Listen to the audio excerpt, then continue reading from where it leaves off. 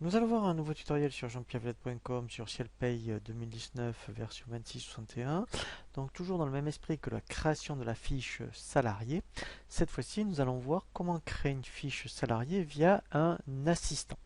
Donc dans le menu base, vous avez assistant d'entrée d'un salarié. Alors la différence effectivement, c'est que on va donc apprendre à créer une fiche salarié, mais aussi on peut dans la foulée, vous voyez, eh bien donc faire la rédaction du contrat de travail et la déclaration d'embauche. Donc là je fais OK. Voilà, donc là en fait, vous voyez, il y a 7 étapes, hein. Donc là en fait, eh bien effectivement, il faut au moins donc bien renseigner la partie administrative pour qu'on puisse faire après donc la déclaration d'embauche. Donc là je vais mettre, mettons, voilà, ici Pierre. Voilà, donc là par exemple 27 07. Voilà.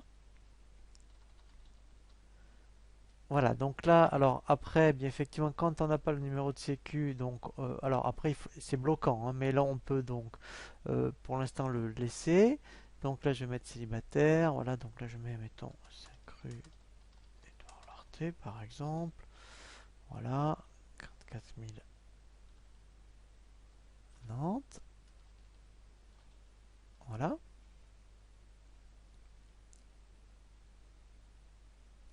Donc là je continue, suivant.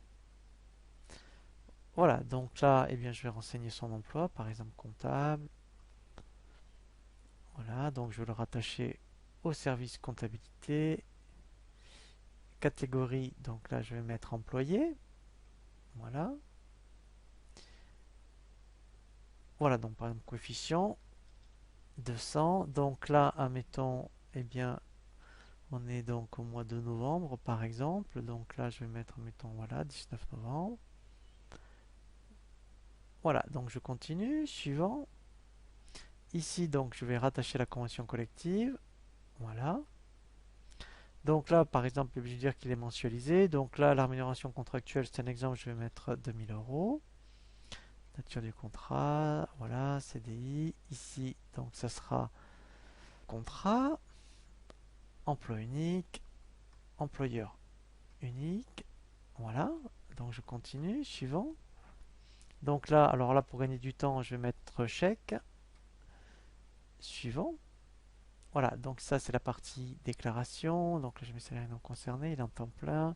Conventionnel, donc là, je mets comme il est employé. Arco, il est non cadre. Donc là, en fait, statut professionnel, il est employé. Voilà, il dépend bien du régime général. Voilà, donc là tout est bon. Je continue, suivant.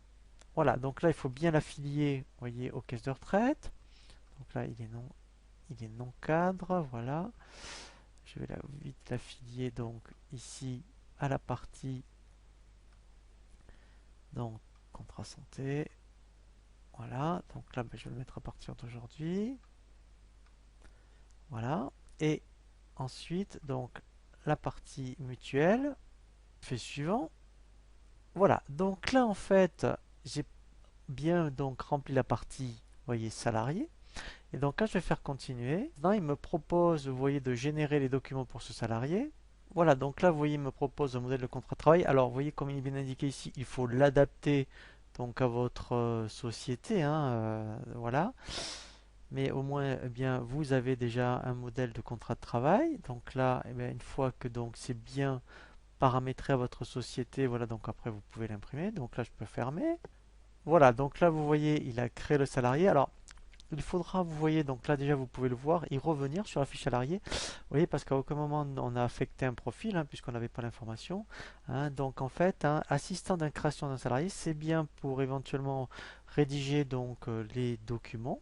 Mais après, quoi qu'il arrive, il faudra revenir dessus, hein, et donc eh bien compléter, hein, donc notamment ici dans l'affectation, vous voyez donc le profil. Donc là pour l'instant je vais en mettre un par défaut ici, donc non cadre, voilà, hein, pour et bien donc avoir une fiche salarié, je dirais complète, hein. Vous voyez, même tout ce qui est passe, en fait, on l'avait pas vu.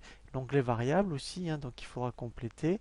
Euh, voilà, les congés aussi, hein, voilà, donc je précise, assistant création salarié, c'est à utiliser lorsque, eh bien, effectivement, vous souhaitez donc faire la déclaration préalable d'embauche et rédiger notamment le contrat de travail.